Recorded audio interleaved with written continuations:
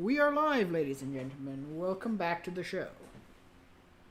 Okay, real quick, I'm gonna do an impression real quick. Today we're gonna talk about Ukraine and Elon Musk and Donald Trump deciding to have a fucking shit show, and all of us are the fucking kids hiding in the closet right now. Anyways, um, fucking Christ, I can't do it as good as a fat electrician, but he just does it, and it's good. Holy shit! What the fuck is happening in the world? Many things. Yeah, it's beyond many fucking things, dude. It's so okay. So I guess There's a saying that there are years where weeks happen, and then there are weeks where years happen, and I believe this week has been one of the latter. yeah, you're onto something there. All right, so um, we're gonna start with Ukraine, and then we'll move on to the Trump and the big beautiful bill and all that bullshit after. So Ukraine, Ukraine launched this ridiculous, absolutely atrociously good operation. Disguising connexes as or disguising transport vehicles for their FPV drones that they then backed up off of the Russian cell network as connexes, which then were shipped to within proximity of several Russian air bases, and then they launched this surprise attack against what is referred to as the nuclear triad of Russia. So the nuclear triad, you have the ballistic missiles, you have the nuclear capable submarines, and then you have the strategic bomber core that the Russians have. Now, overall, fucking gloriously good operation. They managed to do something that, for all intents and purposes, should never have been able to be achieved. However, there is a caveat there, and there's a very big caveat. So, one of the big things that is misunderstood when talking about this is the fact that you have the START tree. And I'm glad that Mitch brought this up, because I had thought about it, but I kind of disregarded it until he brought it up. Oh yeah, all these planes would have to be out in the open per the START tree.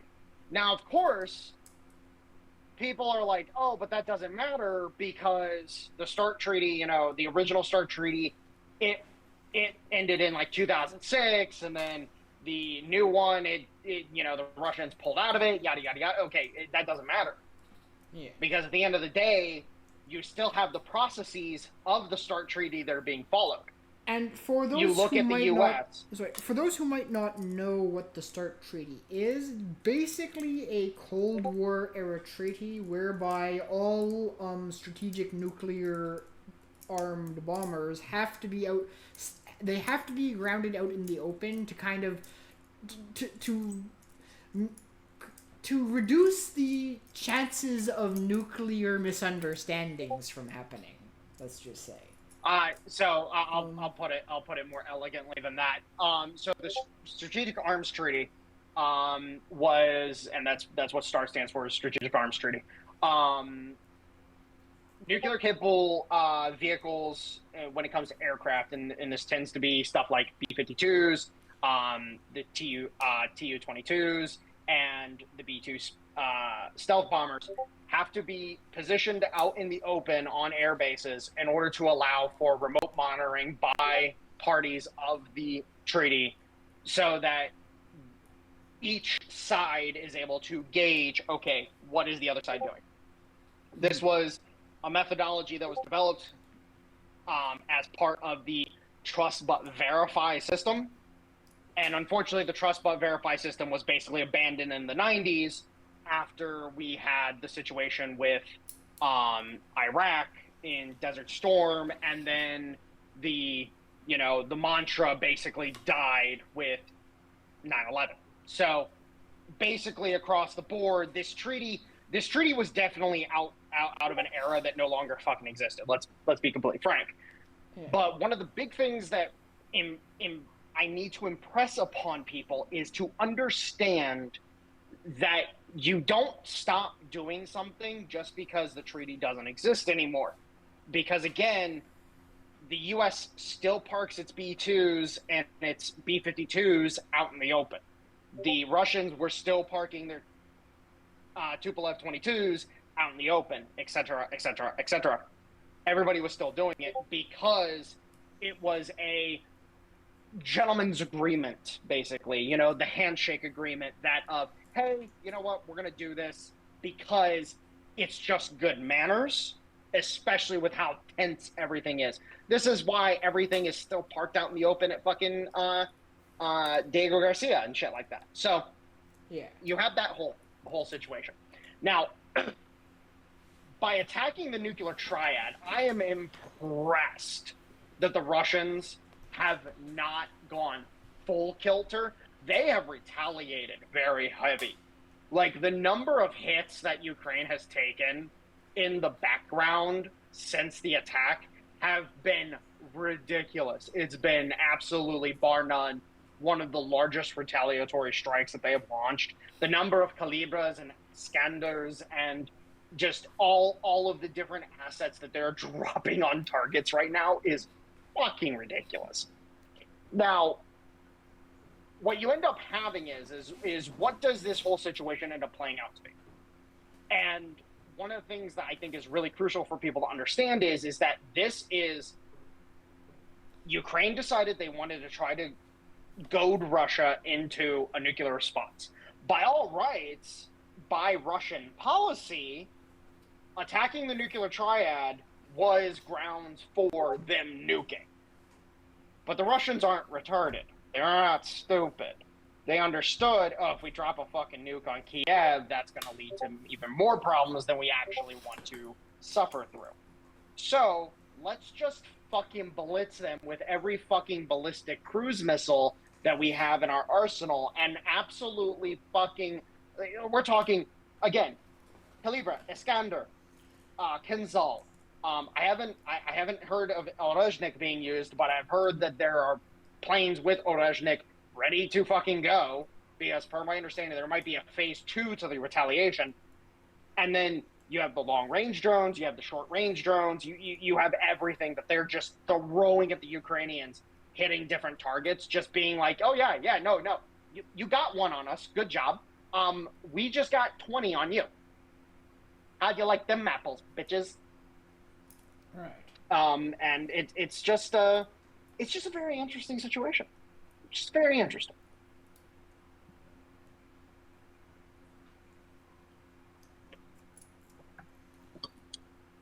I don't know if you have any comment, Dale, but you know, honestly speaking, I think for net gain, I don't think this one went in the. I don't think this one went in the favor of the Ukrainians whatsoever. No. And for the record, it changed absolutely zero on the things on the ground.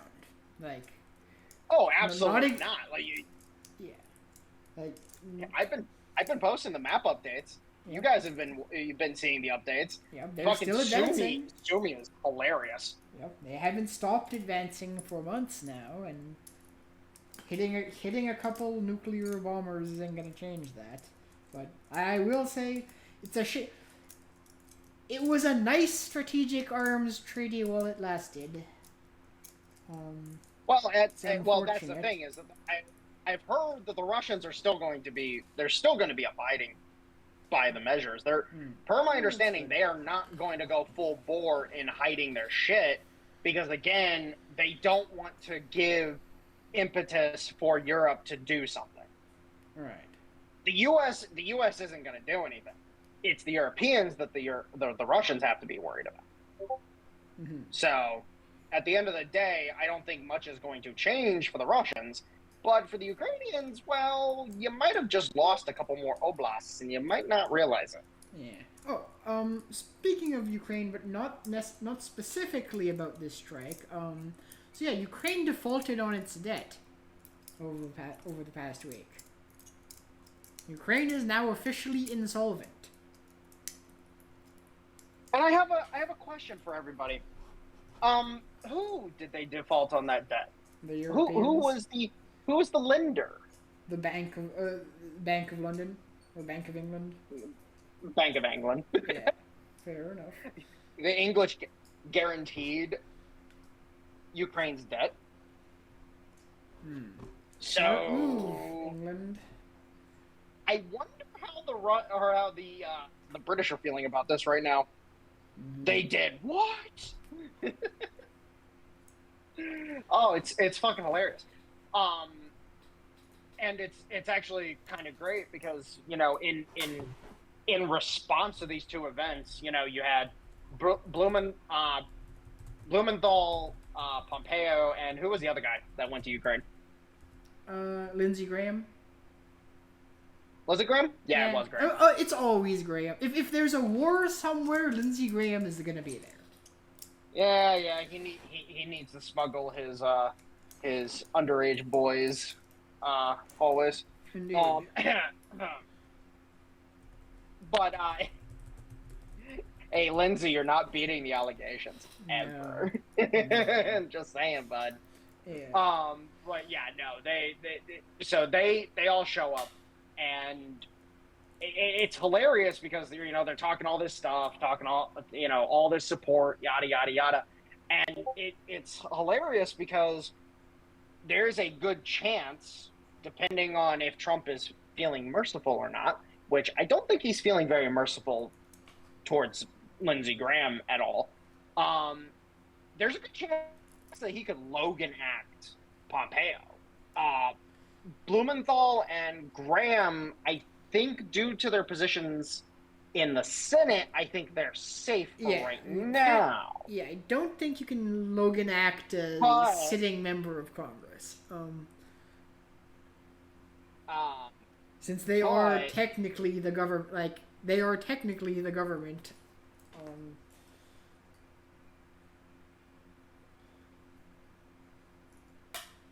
Hold on, give me a split second. All right. But yeah, I don't think it would be feasible to Logan act a member of Congress, since the government can't claim that the government is negotiating against the government in foreign policy. That'd be a bit of a stretch there.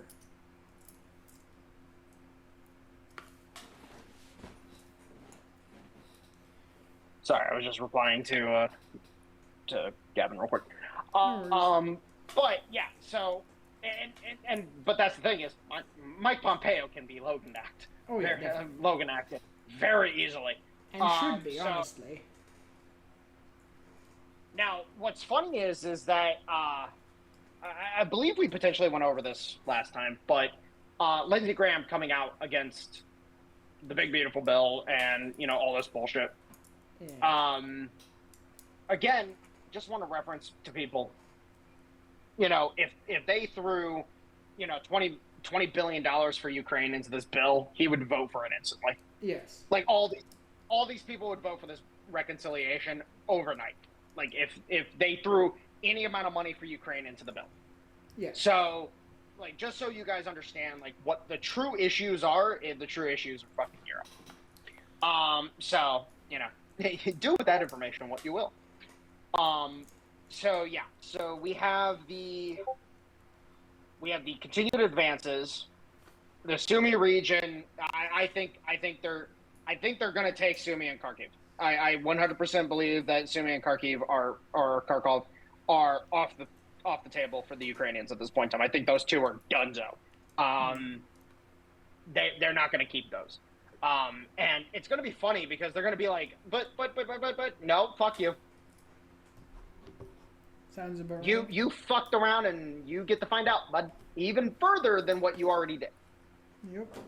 So sit down, take your beating, and we'll talk here in 3 months. Because, mind you, the Ukrainians just pulled out of Istanbul again. Yeah. What a surprise. History often repeats itself. Yeah, seriously. Now, there was something that somebody... Oh, go ahead. Sorry. I mean, it's kind of interesting that they pull that specific operation the day before peace talks are set to begin. Well, of course, that was Yeah. the whole point.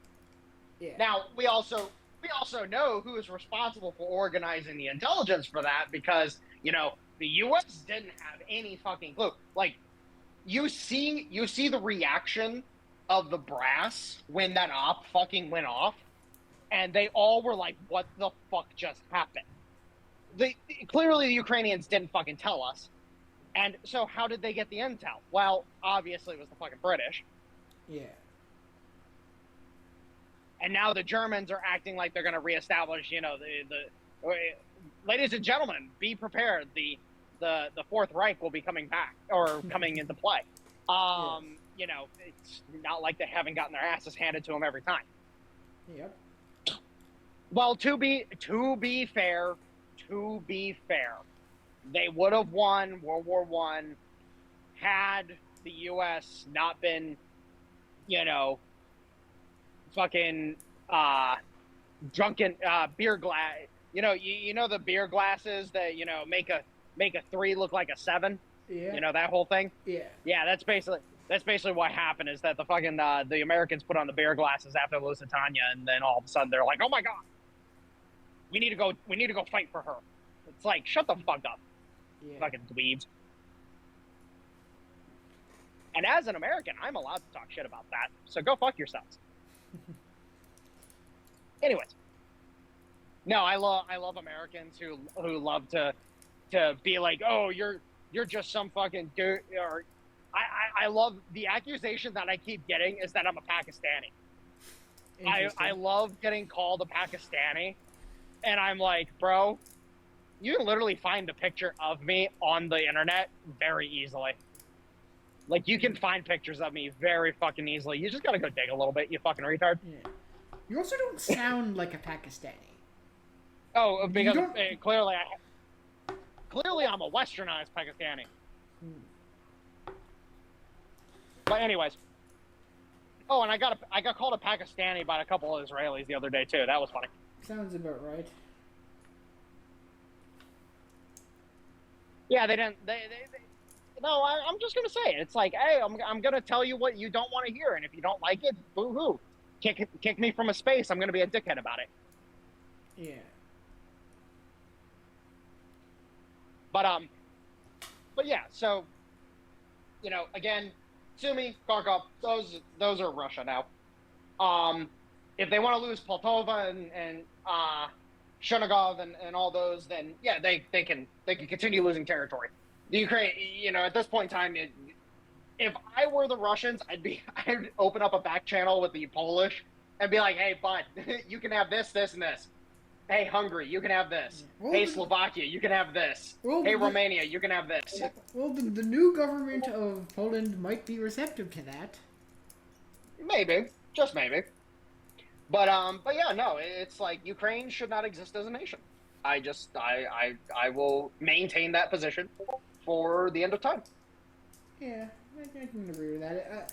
A nation that's name literally just means borderlands isn't really a nation.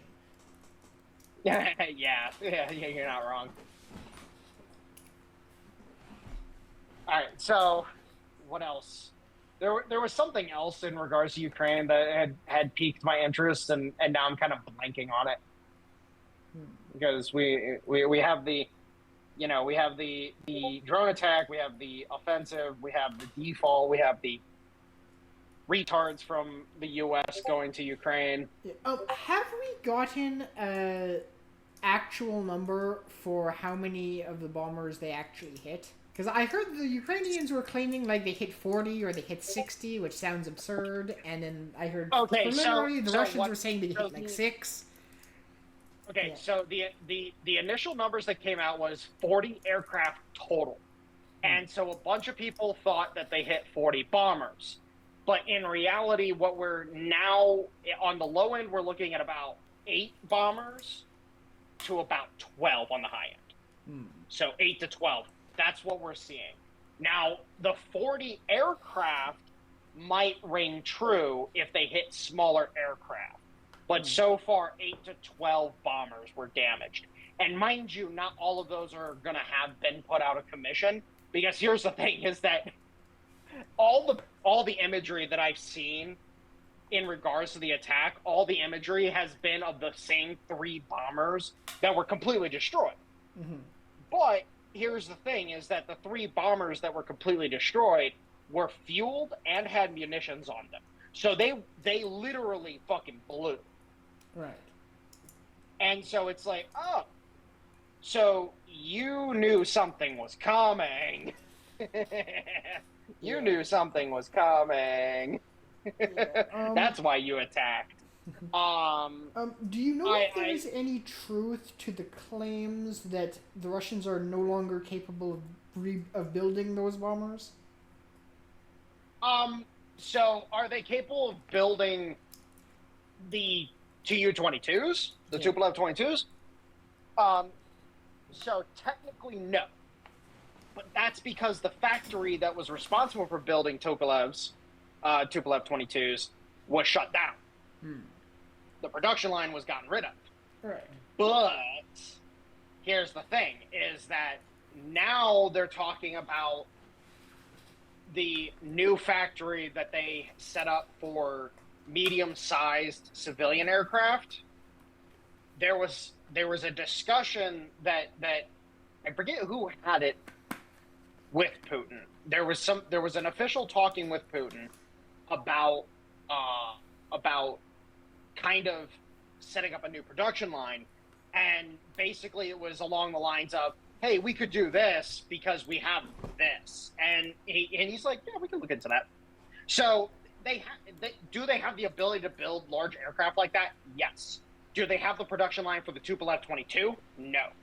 But the Tupolev 22, it's a legacy design. It's the same. It's literally the same age as the B-52.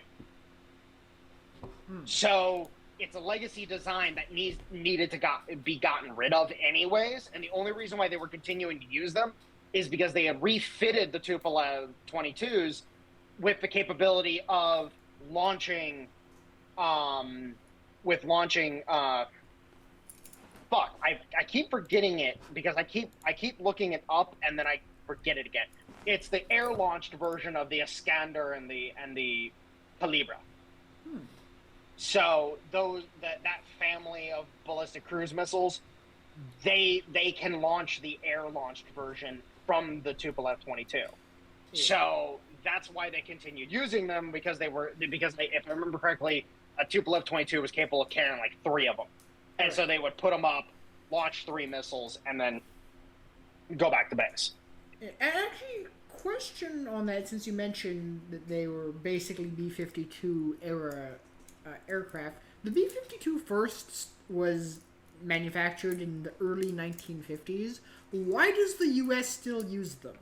I mean, hasn't technology progressed to the point where there's a better version of them? So the main B-52 is so good at what it does. It's a case of, if it ain't broke, don't fix it. So that's kind of part of it. But the main reason is because the B-52 has been part of our nuclear triad. See, that's the thing, is that the Russians have their nuclear triad, we also have our nuclear triad.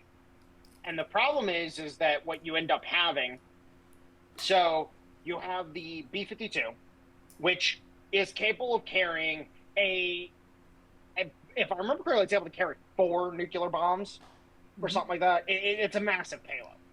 It's a ridiculous sized payload for nuclear armaments. And then its conventional payload is just retarded amazing.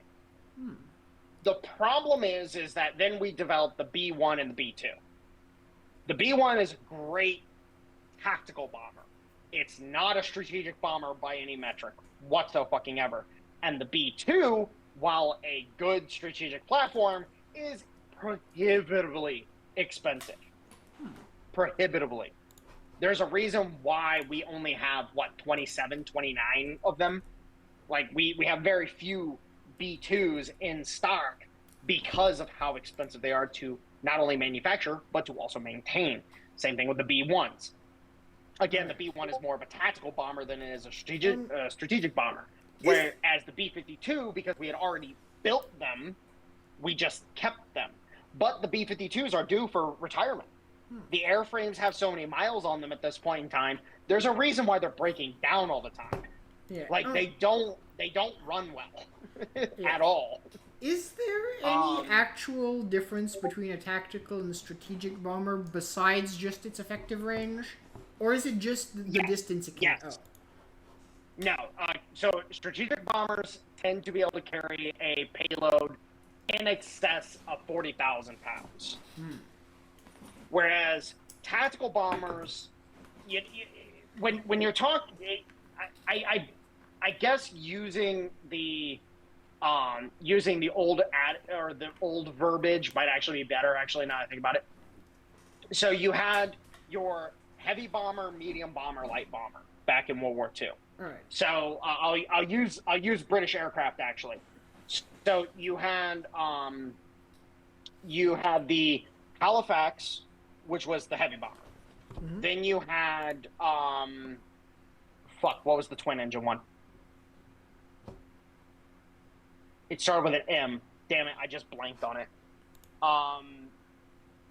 Halifax, and then that one, and then you had the Beaufort. So the Halifax could carry the most bombs, had the longest range, but it also had 4 engines. It was incredibly large. It had impressive defensive armament, technically speaking, but it was still only 303 machine guns, which, hey, there's a reason why the Brits only flew at night, by the way. But then the plane below that could still carry a decent amount of bombs, but it wasn't nearly as much as the Halifax. It didn't have the range because it was a smaller airframe. It only had 2 engines, so if it lost an engine and it had a full bomb load, it was done. If the bomb bay was empty and they stripped weight off of it, they could fly on 1 engine, but it was going to be incredibly difficult. Then you had something like the Beaufort, which the Beaufort did not have that great of a range or great of a payload, but its ability to fly low and fly fast after dropping its bombs, because it was such a light bomber, it could get into an area, drop bombs, get the fuck out, and get back under escort very quickly. This was the same thing with the Beaufighter, for example. The Beaufighter was probably actually one of the best light bombers that the British had, next to the Mosquito. But the Mosquito was more of like a interceptor kind of deal than anything. Similar in role to the P-38. But the Beaufighter was in the same family as the Beaufort. And so you just have these different types of bombers that are meant to fill different roles, and they also can do different things based on what they are. The bigger the airframe, generally speaking, the more bombs it can handle, the more fuel it can carry, thus it can have more range, or it has more engines, so it's able to climb higher, etc., etc., etc. I see. But the key thing is that at the end of the day, the U.S., the Tupolev 22 and the B-52, which are 2 very analogous planes, even though the Tupolev 22 is a prop-driven aircraft, it's still very comparable to the B-52. Don't get it twisted. Very comparable. At the end of the day, you're talking about 2 legacy aircraft that both nations that use these aircraft want to get rid of them. Yeah. The U.S. just has never taken the leap to get rid of them because the option is going with the B-2 or a whole different new design. Now the Russians are sitting there like, oh, well, fuck it. Let's develop a new design and just go with it. And so now the Russians are pushing that direction. Yeah, I mean, correct me if I'm wrong, but it does sound like it would be pretty easy with current technology to shoot down a 1950s aircraft, wouldn't it be? Or... Well, that's why that's why these aircraft never operate within the envelope of modern anti-air systems. Right.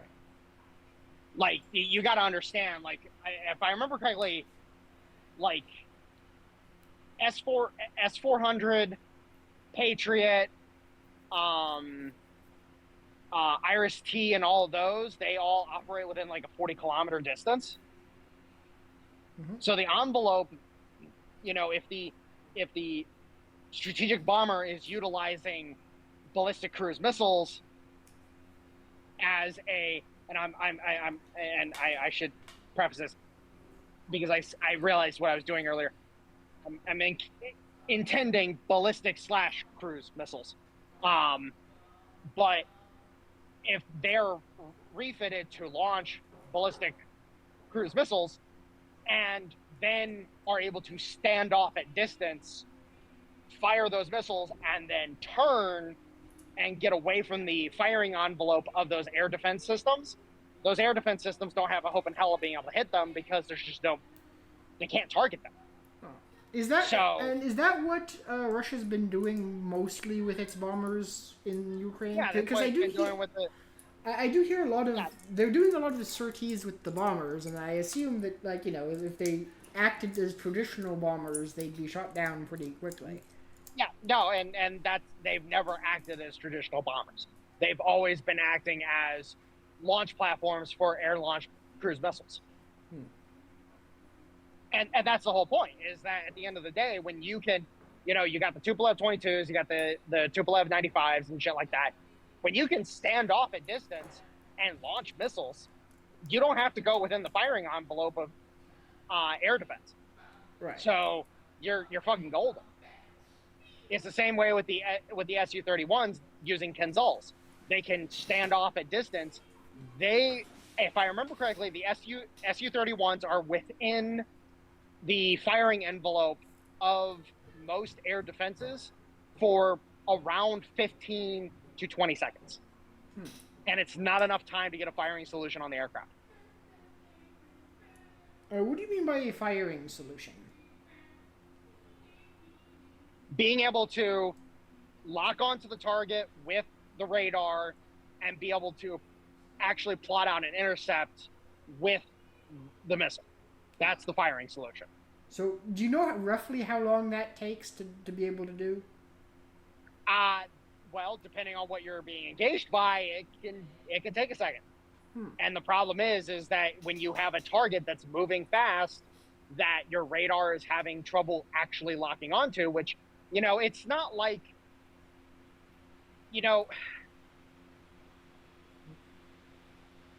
how to give the example. If you look in a movie and you notice how the lock on a aircraft in a movie, it's taking a second to actually get a solid lock on the target. Right. That's what the radar has to do. It has to actually be able to get a lock on the target. And so it's trying to get the best profile of the target it can to get a lock on it. And then it takes a few seconds for it to actually plot out the intercept, because you can't just fire the missile and it actually just follow the plane, because then that means the plane can actually evade it very easily. This is also why you don't try firing, especially from land-based, from SAMs to aircraft.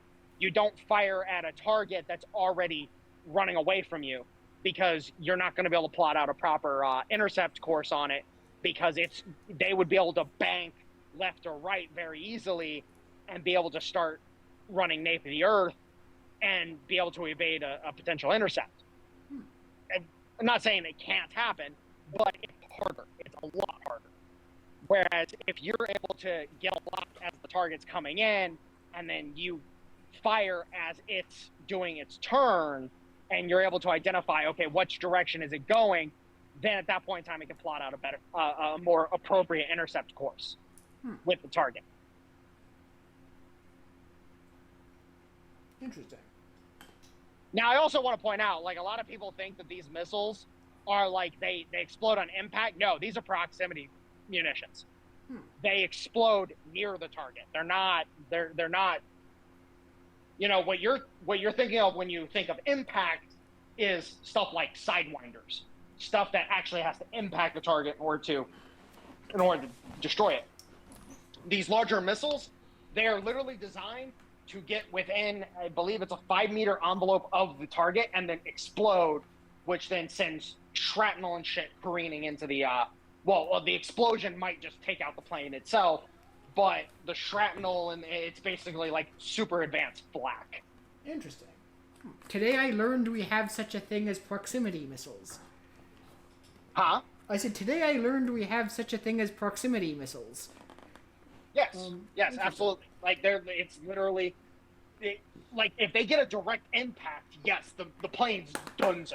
A direct impact from a large SAM, like Patriot, S-400, S-300, Iris-T, et cetera, like, direct impacts from those kind of missiles will obliterate aircraft.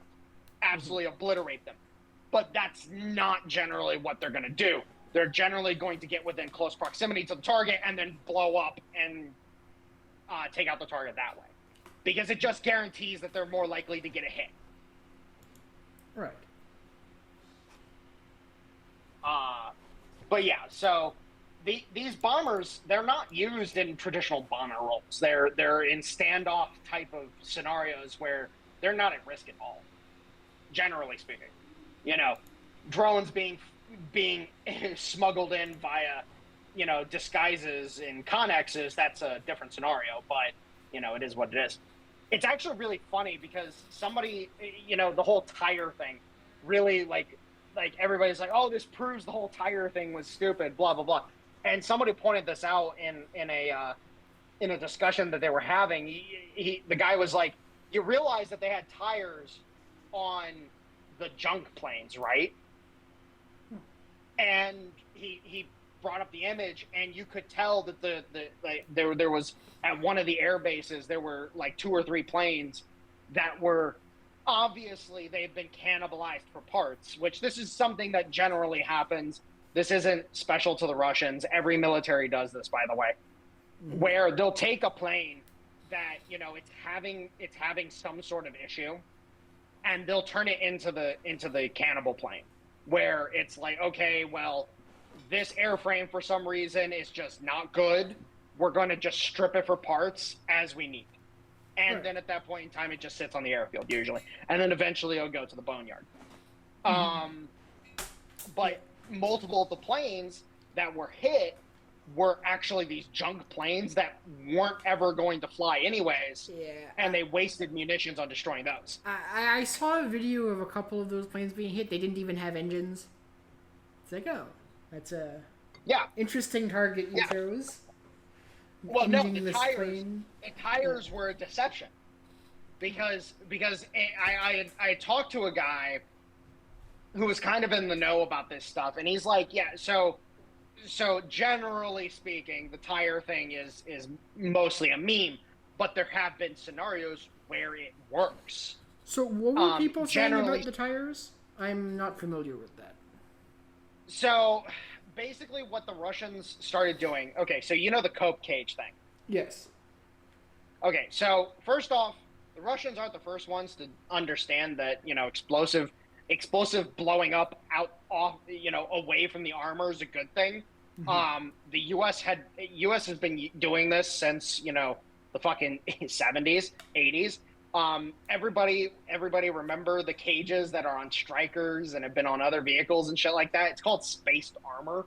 It's been a concept since the fucking interwar period.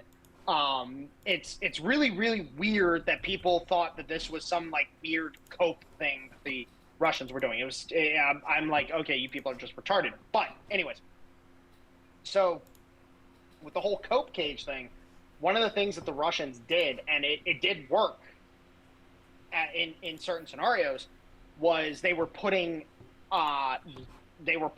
junk tires on top of their aircraft.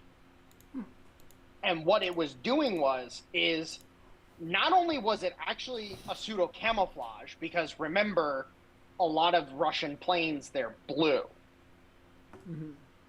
So they stand out real easy on the ground, like really easy. But so it was a pseudo camouflage kind of deal. and he was usually like long, camouflage against long-range surveillance from the air. But what they also found out is that if the explosive yield on a drone wasn't great enough, it would hit the tire, blow up, and it would blow up the tires, but leave the aircraft underneath unharmed. So they were covering the planes in tires? Yes. Oh, I see. And so, again, everybody was making fun of the Russians, like, oh, this is so stupid, this is so retarded, yada, yada, yada. Again, it was mostly a meme for the most part. But at the same time, there were examples when earlier in the war, when the Russian Air Force, remember, the Russian Air Force wasn't too active in the beginning, but as they started becoming more active, and then they moved their planes closer to the front, and they were under threat from drones, they were doing this, and it was actually inadvertently saving aircraft. Well, again, they had laid tires out on these fucking junk planes, and the Ukrainians thought, oh, these planes must be getting ready for an attack. Let's blow them up. And so they ended up wasting munitions on planes that weren't going to fly anyways. So, hilarious turnabout. It is what it's just a funny little, like, oh shit, like you guys got on that one a little bit. It seems even when the Ukrainians do pull off something pretty impressive, they still do it in a retarded way. Oh, that just means that whoever was operating those drones was not paying attention. And what it was, and this is the thing, and this will go down as a lesson for the Russians, and it's going to be a good lesson. A means to shut down the cell network within a local area around these bases. Because that's how the Ukrainians were running these drones, was through the cell network. And so they inevitably, what this will end up creating is that there will be a station on the airbase where, okay, hey, there's an attack coming.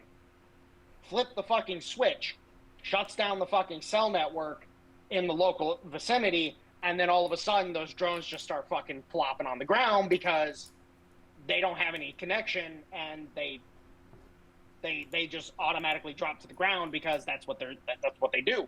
When they lose connection, they stop and they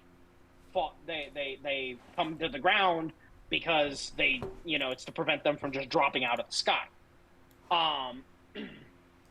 So that's the lesson that's going to be taken from this. And mind you, it's hilarious because, and I hate giving this little schlep any fucking credit, the lardass himself, Ryan Macbeth, pointed this out that, hey, by the way, the U.S. is vulnerable to this same attack.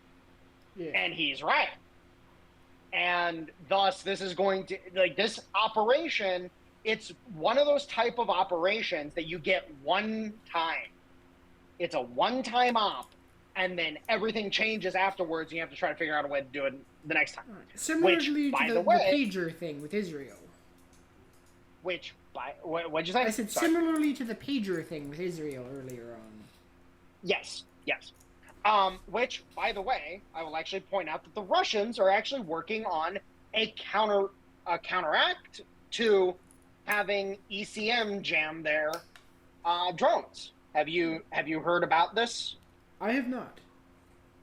Okay, so the Russians are developing mother drones.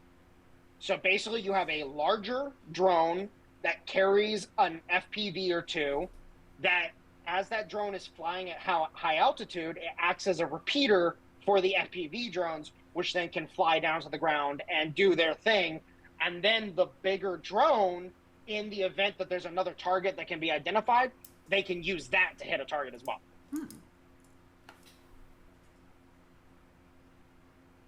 And there, at least some of the information that I've seen so far, there are indications that this thing can also, in the event that it doesn't have any viable targets and they want to bring more FPVs into the area, they can fly that drone at higher altitude, get it over the ECM on the front line, and then basically piggyback, FPVs with that as well. So there's a lot of potentials with the way the Russians are developing their drone tech that they are going, like, inevitably at this point in time, I think the drone tech of the Russians is going to far outpace anything that the U.S. has. Because at this point in time, the U.S. doesn't have anything. The Switchblade fucking sucks. And unless we start rolling something out really basic, really easy, really soon, I don't see us being able to fucking keep up.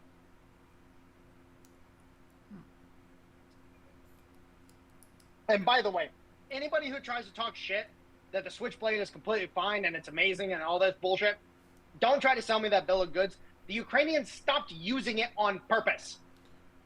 They stopped using them because they were junk. What was the main issue with the Switchblades? Oh, God. Anywhere from the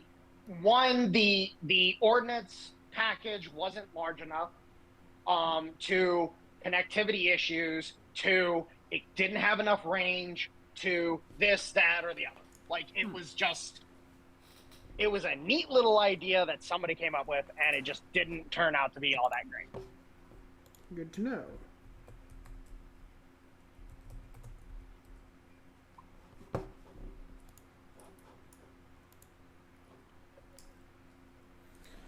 All right, now, I think we've covered all that has happened in Ukraine. You want to move on to the other topic of the week? Yeah. Elon let's Sperging out on Twitter.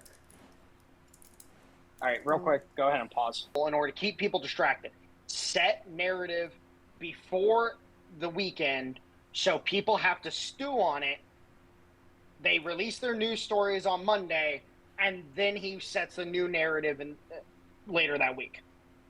Mm-hmm. They are constantly talking about all this other dumb bullshit, and then all of a sudden, shit starts happening.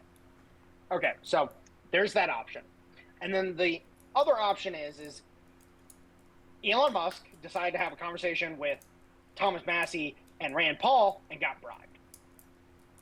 Now, I'm not saying he literally got bribed, but what I'm saying is that whoever the paymasters of Thomas Massie and Rand Paul are, which at this point in time, if you think that those two guys are legit and above board, I'm sorry, you might be a lulper. You might just be a lulber.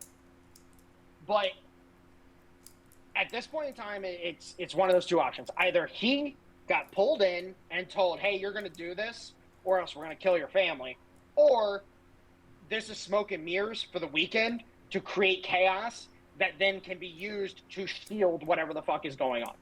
Now, is the smoke and mirrors concealing anything good or bad?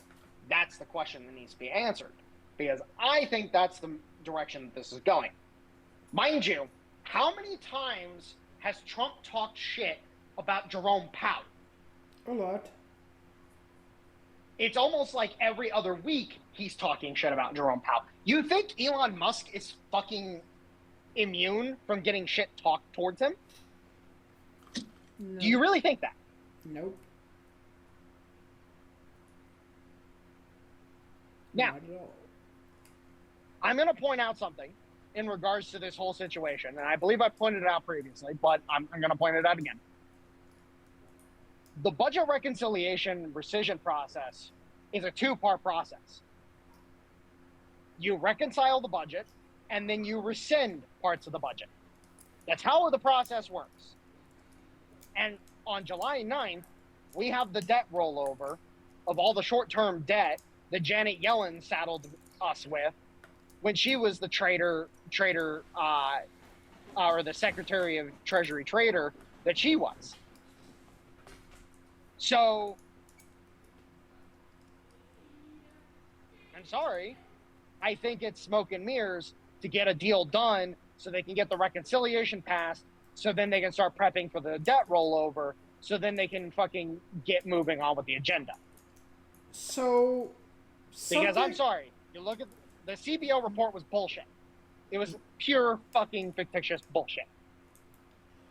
So, something that I'm not sure if you're aware of that I'd seen just earlier, I believe yesterday came out, They had the House Republicans had announced their rescission package. Do you have a guess at how much they're cutting from the Doge rescission?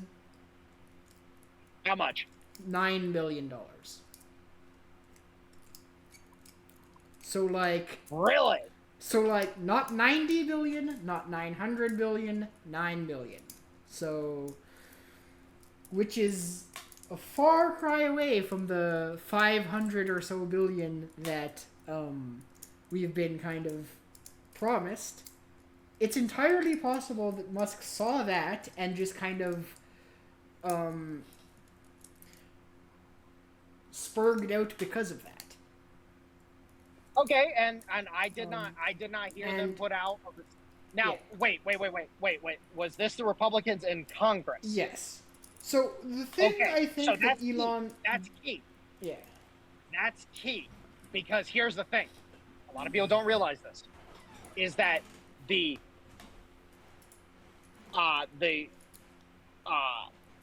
Congress is not the ones that do rescission. Rescission is the president. See, that's a key detail right there. So if Musk did see that and flipped his shit, he misunderstands how the process actually goes, because the president sends his letters to rescind parts of the budget to Congress, and again, if they cannot substantiate why that needs to be in the budget, they rescind it. They have to. Yeah. So if Musk saw that $9 billion and freaked the fuck out because of that, that's Musk being stupid. Actually, never mind. Scratch that. This wasn't Congress. This was Trump passed the $9 billion rescission to Congress. This was a Trump thing. Okay. So was that $9.4 billion specifically? Okay. So details. All right. So was that the only letter he sent? I'm just reading. And do you have the letter? I don't have the letter. I just have. Well, first I saw it on Twitter, and now I'm reading an article about it. Okay. Yeah. Because depending on the contents of the letter, this could be the first letter that gets sent. Because here's the thing: is that the letters themselves have to be specific to certain things. So that 9.4 billion might just be one thing. Mm-hmm. And then there's other letters that are being sent that haven't either been published yet or just haven't been sent. Because that's the other thing that a lot of people might not realize, is that basically each letter has to be itemized. All right.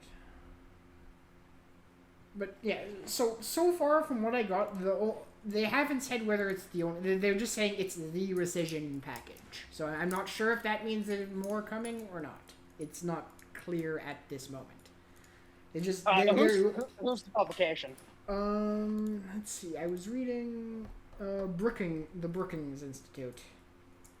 Brookings Institute. Oh God. Oh God. Yeah. Oh, it was the. Okay, so that explains the underreporting. Yeah. Well, it's also possible that just no one knows at this point. Like it's a small article, so at this point, I don't think it's safe to assume malice. Just not enough information, because I haven't seen much. Absolutely. There's no information there. Yeah. Again, the letters themselves have to be specific to certain things. So if you have 300 things that you want to rescind from the budget, you have to send 300 letters. You can't just send one letter. You have to have 300 specific letters for each of those 300 things that you want to rescind from the budget. Right. So that's the thing, is that sounds like one letter. Now, hold on. I'm just gonna do something real quick. All right. So apparently it's specifically 4.9 billion in cuts to, and I quote, international aid and public broadcasting programs. That's what the That's the cut. Those are the cuts to Europe Europe Free Radio. ah. That's the cuts to Europe Free Radio right there. And I'd assume USA and I'd assume USAID as well. Or USAID as well. Hold on. That's so. Okay, so just to put this into perspective for everybody, 500 billion in rescission, and I'm just using 9 billion just because that's a nice number. 9 billion each letter. If each line item was $9 billion out of $500 billion, that's 55 letters. Yeah. So you're talking, that's one letter, where are the other 54, for example. So that's the thing that I think people need to understand, and I love how we're doing this live and actually like talking about it recording wise. Right. It's just, that's what you end up having, is each of those items has to be itemized per letter. And so, you know, that letter right there, that's going after Europe Free Radio, right, or Radio Free Europe, or whatever the fuck's called. Yeah, I believe Radio Free That's Europe. what that is. Yeah. Radio Free Europe? Yeah. Now, you don't think it's also going for Voice of America too, or PBS? Because I know they're also trying to cut from PBS, as they should, and NPR. Well, I think PBS and NPR. I think PBS and NPR might be domestic, but that letter sounds like it's specifically going after foreign stuff. Which then at that point in time, yeah, it might be. You know, again, that is Voice of America, Radio Free Europe, et cetera, that kind of stuff. Which then at that point in time, it's like, okay, cool, we have that letter. Now let's see the other 54. And that's the point. So this is definitely a lack of information case. There is a lack of open, transparent information, because they're not telling us. Congress is obviously not telling us what letters have been sent, because knowing Congress, they don't want to reveal that, you know, Trump is pushing this so hard that, and we're doing such a bad job that Trump is already sending rescission letters. Which again, Brookings, they're fucking neocon fucking through and through. So they're gonna do whatever they can to make Trump look bad. So I don't give a fuck about them. Yeah. But I think the whole Elon thing is just a combination of that, and also him not understanding how Congress really works. Because I think he just doesn't understand that Congress, in its current formulation, is unable to submit any budget bill whatsoever that is not a shit sandwich. Right? It's a sandwich where you get a certain amount of shit and you get a certain amount of sandwich meat. And no matter what, depending on who's in power, sometimes you get more shit, sometimes you get more sandwich meat. But you always get a fraction of both. You never get full sandwich and you never get full shit.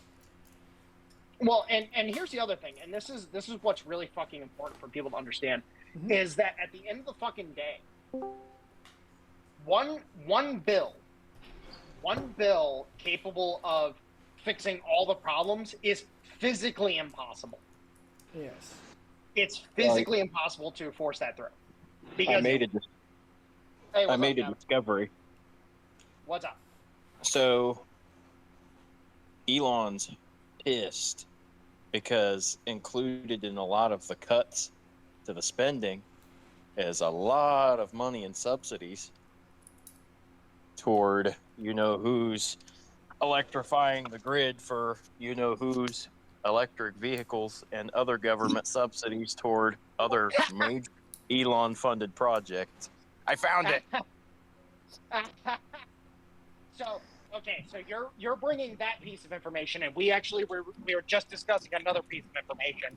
Apparently, Trump has already started sending the rescission bill or the rescission letter to Congress. Yes. And the Oh, initial. wow, really? So the thing that we're theorizing right now is because he only sent the one letter so far, and out of the 500 billion or so that Doge was supposed to cut, the first letter is only 9 billion. So the current theory is that he assumed the one rescission letter is the final rescission. Like, that's the only thing they're cutting. Out of what he did, 500 billion, they're only cutting 9. And that caused him to spurg out. Why? Hey, Gavin, mute yourself while you're not talking. Yep. It's likely a combination of both. Yeah, no, and honestly speaking, that could be a thing. But honestly speaking, let's cover all the bases. This could be a combination of Elon Musk is pissed because Congress isn't getting the reconciliation put through, finds out that a bunch of the budget cuts are towards the subsidies of his project, gets even more pissed because now he's getting cut out, which, welcome to budget cuts, bud. If subsidies are the first things that go. Yeah. So hold on a second. Elon had to know this was coming. Well, it depends. Because here's the thing: is the reconciliation process is done by Congress. Who put the subsidy cuts into the reconciliation bill? Congress. That's the information we need. Well, congressional Republicans, because it's only a Republican written bill, so some number of congressional Republicans put that in, and the rest agreed enough to pass it. But that's the question. Who put it in there? Mm-hmm. Because, say for example, I don't think Thomas Massie would have put it in there necessarily, but Lindsey Graham might be incentivized by his paylords. So it's only a House bill right now. What's going to happen is now it moves to the Senate, and now the Senate is going to edit it to how they want it, and then it's going to move back to the House. So it was House Republicans, it wasn't senators like Graham. Okay, so it was this is the House bill. Yes. Okay, so and various members of the Senate have already mentioned how now they're going to edit it to fit their liking and send it back to the House. Okay. Yeah, we just need to get this fucking bill passed. We need to get into the rescission process, and we need to knock this into place so that we can start working on the actual shit that matters. Because at the end of the fucking day, we just need to get the fucking ball. We need to keep the ball rolling. Mm-hmm. And mind you, multiple people within Trump's circle have indicated that this was the roadblock that they were concerned about. Notice how they get out of the gate real good, and then they got to this point, and this is where they're getting hung up. Because this is the one spot where Congress could fuck them. Yes. So, but no, I'm cautiously optimistic. I think that we'll be able to get this knocked out of the way real good. And again, we got to get it done by the end of the month. Mm-hmm. This bill has to be in play, and the rescissions have to be made by the end of the month. Because we need to be in position, ready to handle the rollover. Because if we can't handle the rollover, then we're really fucked. Right. And these dumb fucks over in Europe, they want a default by the United States. A default by the United States right now is exactly what Europe needs. Because who's buying all the American debt? Europe. And by the way, anybody who wants to try to question, but the Europeans don't have that much. Bro, look at Singapore, look at fucking Hong Kong, look at goddamn fucking Bahamas, Caymans, fucking everywhere else. Look, all of them put together, the fucking Europeans hold like 5 times the debt overall that the fucking Chinese do. Stop fucking talking about the Chinese debt. So, Fucking idiots. why would they want then the U.S. to default? Because wouldn't that hurt them if they hold all the now worthless debt? Nope. Because then that gives them the impetus to default on their debt and then put in the digital euro. They need a default in order. Yep, they want a default so they can put the digital euro into play. Why couldn't they default just by themselves? Why do they need because the if US they default, to default first?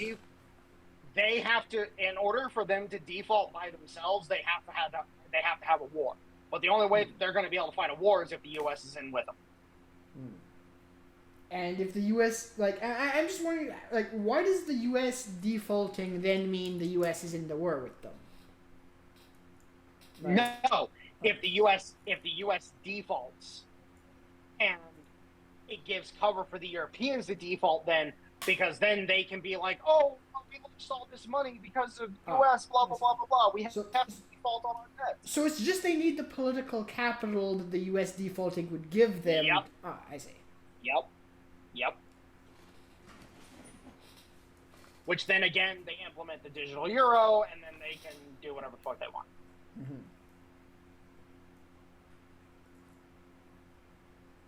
And then everybody screams and shouts and, yip and yaps.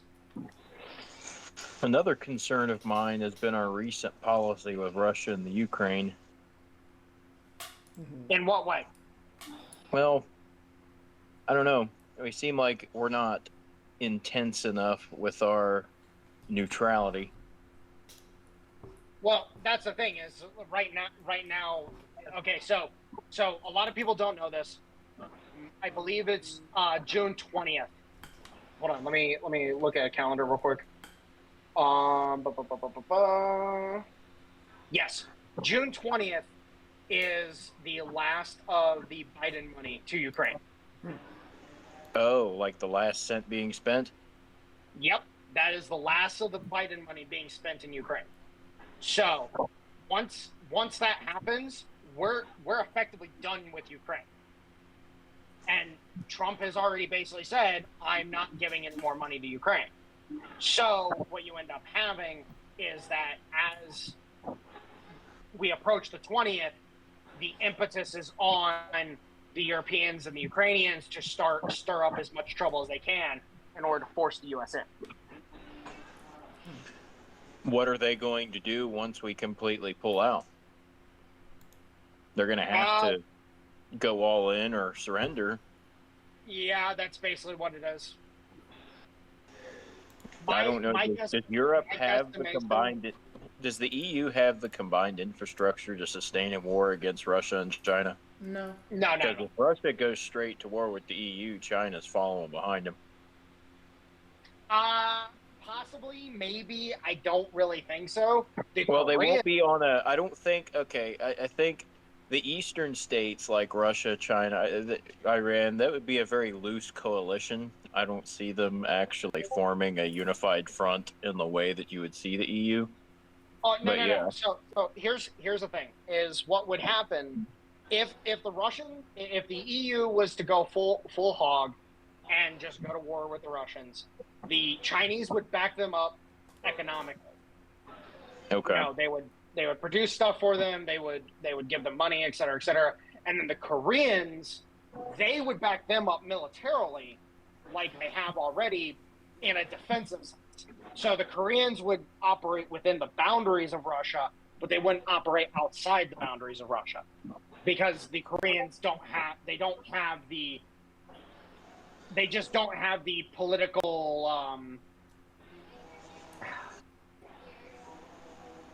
It sounds like a non-toxic and practical alliance to me. Huh? It sounds like a non-toxic and practical alliance to me.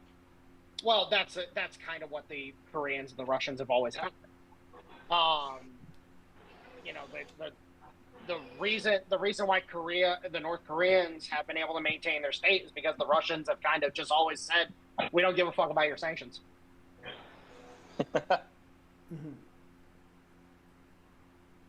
But no, like that's the thing is like at the end of the day, the Europeans do not have the political or military wherewithal to actually go to war with the Russians. So at the end of this month, we could see a situation where Europe loses its fucking mind or they start backpedaling hardcore.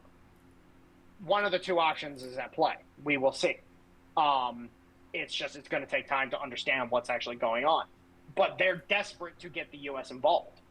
Like, they're just desperate for that. Yeah, I'm sure they loved seeing Vance's sentiments still being echoed. Indeed. Well, what you end up having, and this is the thing that a lot of people seem to not fucking understand, is that at the end of the fucking day, they are going to try whatever they can in order to prevent the U.S.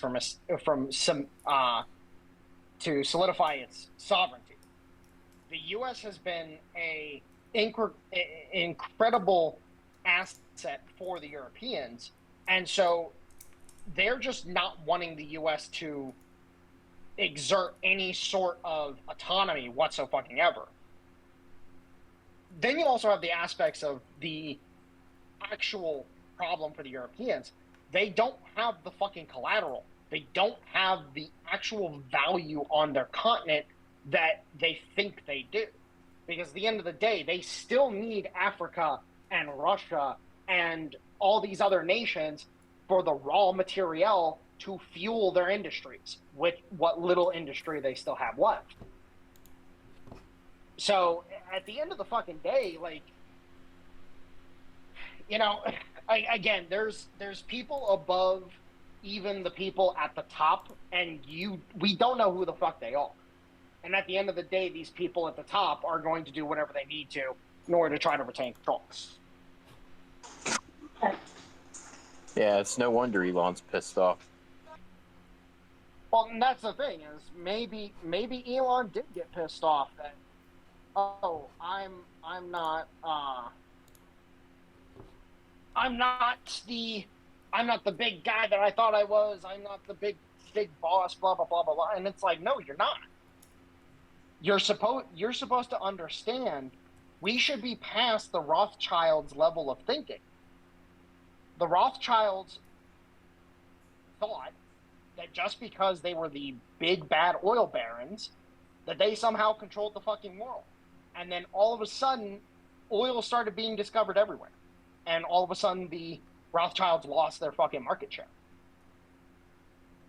But the Rothschilds thought that they were the big bad because they were the ones that controlled all the oil in the world.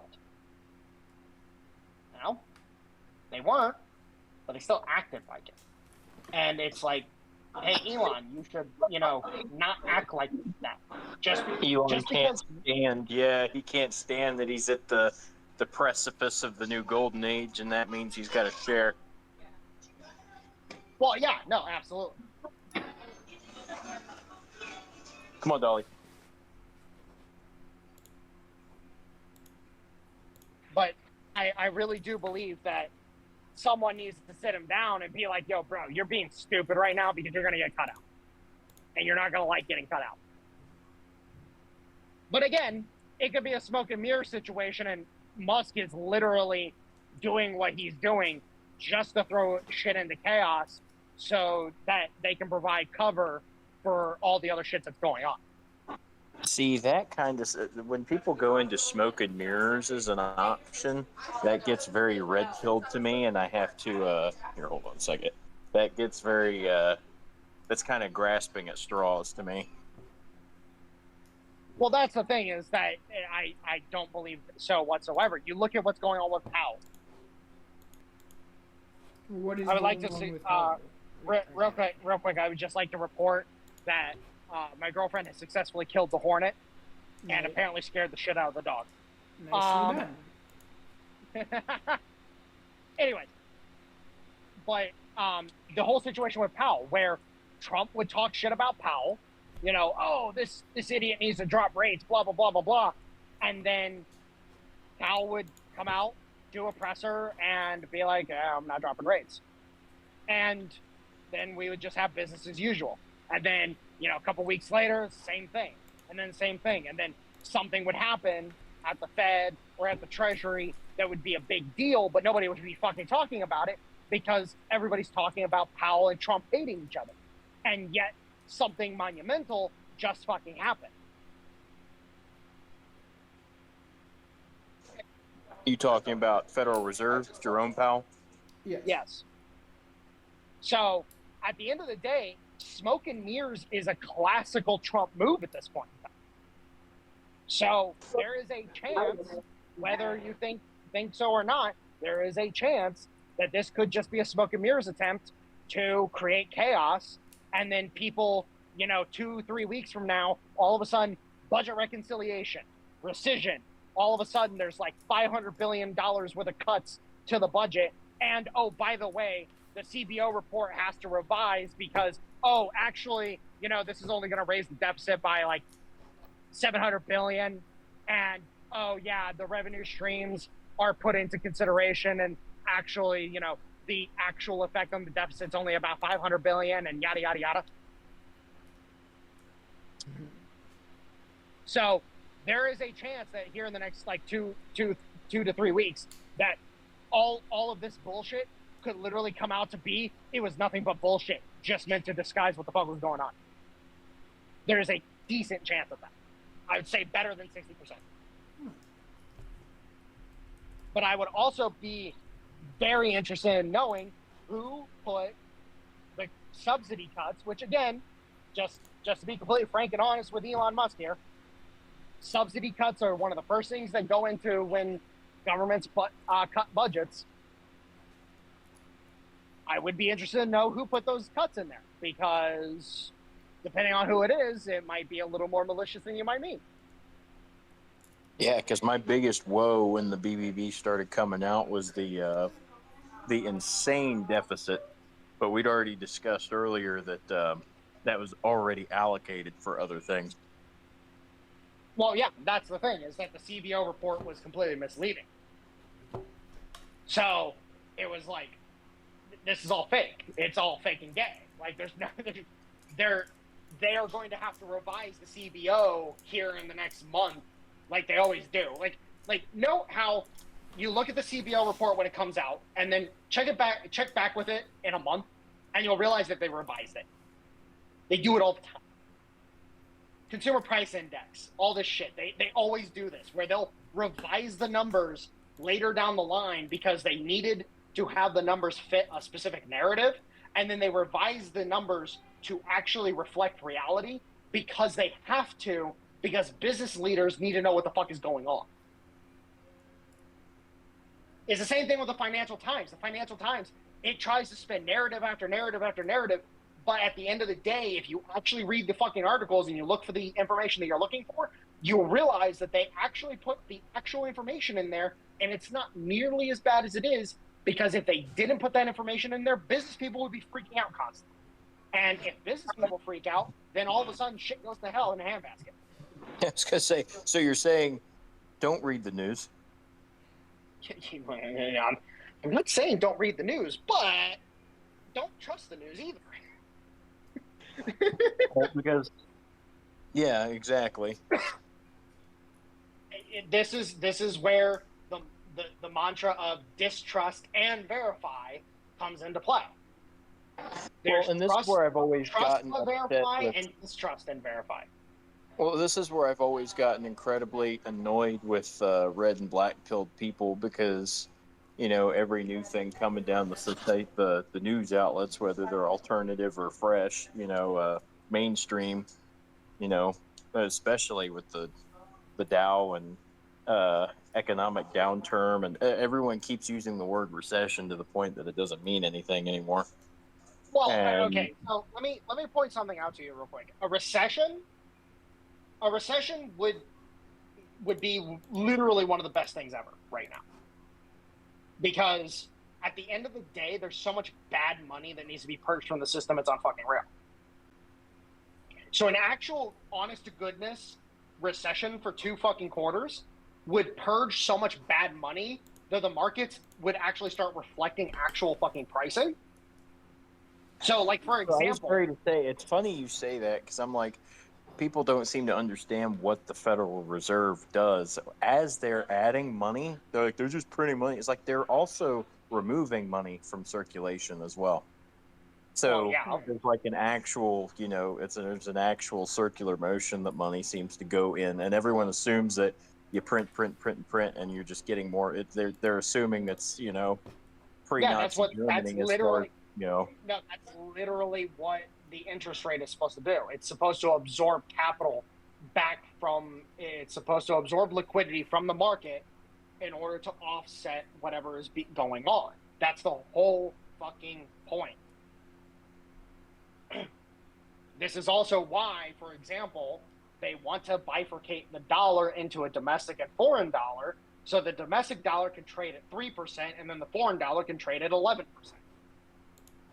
Because the foreign dollar or the foreign market is where we have our problem. If we bifurcate the currency into a domestic and foreign dollar, and then we can say to the rest of the world, oh yeah, you're going to be paying, anywhere from 9 to 11%, depending on how we're feeling. And then people here in the U.S., which, by the way, only U.S. citizens would have access to this, you can get 3% on your dollar. And then it's like, holy shit, it would be a fucking boon for the economy in ways that people would never understand. Add on top of that, gold-backed tips and all the other bullshit that they want to fucking implement. Like, I'm sorry, you look at how successful SOFR's been so far, and try to tell me that the Fed's not doing a good job. Fucking try to tell me, fucking lolberts. You fucking little gremlins. Like, every time a lolbert opens their fucking mouth about the Fed, I laugh, and I'm just like, SOFR. And then they have no fucking clue what I'm talking about. I'm like, okay, yeah, you just proved that you literally have zero fucking credibility when it comes to this discussion because you don't even know what the fuck SOFR is. So what you're saying is, crisis or no crisis is pretty much ending on whether or not this rescission bill actually gets through. But the reconciliation rescission process, if it gets through, we're golden. You can just keep on trucking. If it stalls to July 9th, we're fucked. Well, people like Massey and your very, very radical-based Democrat minority is going to stall it. Oh yeah, of course. They're gonna try to do whatever they can because they're fucking stupid. They don't care about us. They only care about what is their self-interest. And it's like, okay, fine. My self-interest when it comes to you is 530 odd fucking nooses. That's my self-interest when it comes to y'all.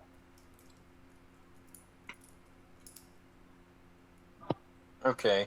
So the drama actually makes a lot of sense now. Now, there's also something that got brought up by. So I was watching the old ones. Jim, Dave, Tom, and Tommy Kerrigan. I was actually watching the stream before we hopped in here. And one of the points that they brought up is that it seems like that if they continue going down this path, the only option that we have is a tyrant. And I am of the mind that I think that is possibly where they're trying to push this. And the problem that I think these people have is that I'll take a George Washington. With how much stupid bullshit y'all are doing, I'll take a George Washington. I don't give a shit. Would you take a Sulla? I don't want a Sulla. I'm good on Sulla. But I'll take a George Washington. Hell, I'll take a Cincinnatus. If you don't know who Cincinnatus is. I didn't know it was pronounced that way, but I know who he is. I always thought it was Cincinnatus because Cincinnati. But no, Cincinnatus. Yeah. But I'll take a Cincinnatus. I'll take a fucking George Washington. I will not take a Sulla, but that's because Sulla did some really stupid shit. But that's the point, though, is that they don't understand that the vast majority of people are cool with the idea of a George Washington or Quinquenada style governance. Mhm. If you have a dictator that comes in and dictates and does his job properly, people are going to be fine with it. You're not going to have the fucking rebellion that you think you're going to have at all. No, that's just not George Washington, Napoleon Bonaparte. Yeah. No. So Napoleon was that was a different situation. Totally different situation than what you're thinking. What I'm speaking on. I'm talking Whiskey Rebellion, George Washington. Oh yeah, Whiskey Rebellion. Okay, yeah, I know what you're talking about. Yeah, I'm talking about Whiskey Rebellion, George Washington. Yeah. I'm curious though. You mentioned, what are your main issue with Sulla? Sulla's reforms were deeply personal. They were not for the good of the people. They were for the good of self. Right. With Cincinnatus, his reforms were very much, I want to fix things so I don't have to come back. I just want to live on my farm, you fucking assholes. Right. Like, that was Cincinnatus's viewpoint. Yeah. George Washington, same deal. I don't want to have to come back here. Let me fucking live in peace, you fucking assholes. When it's for the good of the whole versus the good of the self, it's a totally different scenario. This Right. is what made Aurelius so effective, was because Aurelius wasn't wanting to be the big bad. He was like, I want to go home and fucking relax. Fuck off. That's the key difference. It was the same thing with Caesar. Caesar was, for improvement of self. He wanted to better his position. He wanted the glory. He wanted the honor. He wasn't going to be a bad leader. He wasn't going to be an evil leader, but he was definitely self-interested. Again, this is why I latch onto Washington and Cincinnatus the way I do. Right.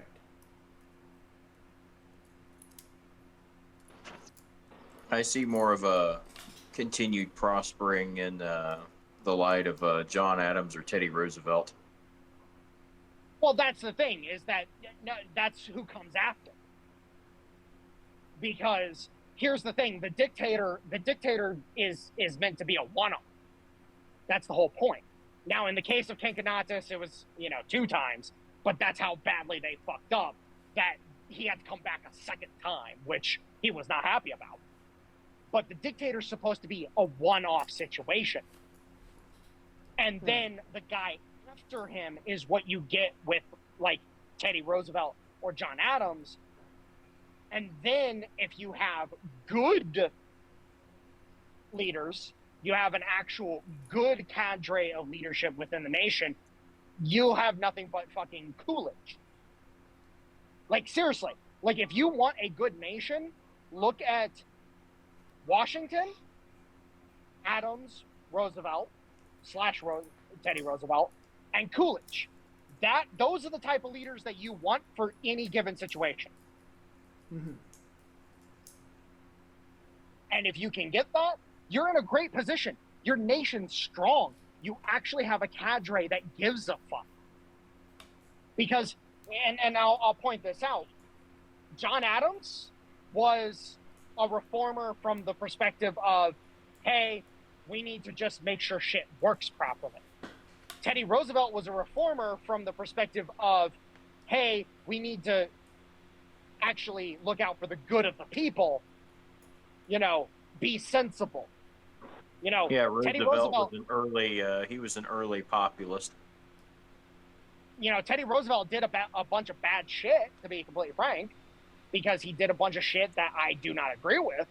But at the same time, I understand that it came from a good place in his heart. Because he's like, no, like, I am not happy with seeing these things done to people. And then Coolidge is the guy that you have standing there like, if it ain't broke, don't fix it. Just let it fucking go. Why am I gonna fucking stop it? Why would I change anything? If it's fucking going appropriately, and everybody's happy and everything is running as it's intended, why am I going to do anything? Fuck you. It's not even why am I going to do anything. It's why am I even going to speak with Coolidge. Yeah, true. Yeah, yeah, Coolidge. I was going to say, in a functioning, it's like at any time, most things can run just as they do on their way. And most of the issues and the kinks in the line that we've had over the past few decades are completely and utterly dogma and narrative driven. Yeah. On the topic, are all of you familiar with the famous Calvin Coolidge story? You lose that one. I see. I like that one. I believe I'm familiar with it, but I need a refresher. So basically, Coolidge was attending some cocktail party as part of his presidential duties, and some wealthy socialite woman approached him and said, "I bet this other person that I could make you say more than 2 words." And he looked at her and said, "You lose," and walked off.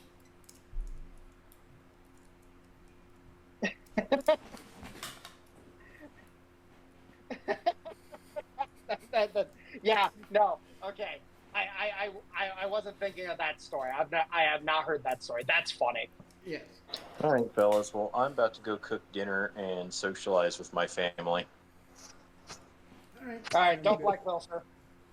All right, I'll talk at you. Good talking, guys. Talk to you later. Have a good one. All right, bye-bye. Alright, and since we're still here, one more bonus Coolidge story. So, Calvin Coolidge was the president who was in office when the White House first got its, when the Oval Office had its first panic button installed in the Oval Office.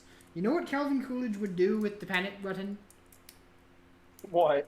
He'd press the panic button and then run and hide somewhere, just to fuck with people. Evil little gremlin. I like it. It's funny. First troll in office. The gremlin in chief. Mm-hmm. Oh my god, that's funny.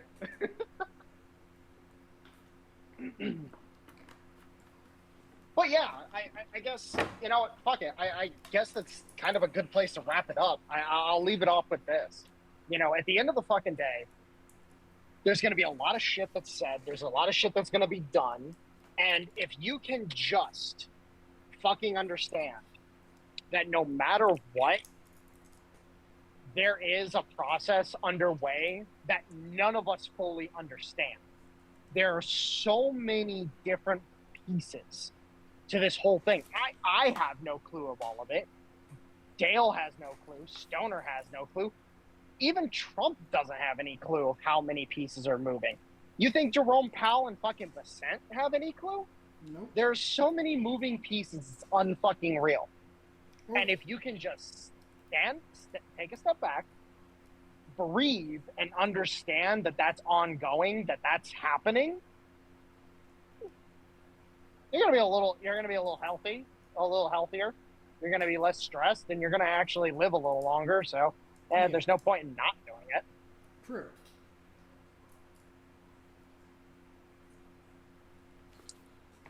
All right then. If that does seem a good place to end it off. That's it then, folks, for this week's episode. We shall see you all next week. Ciao.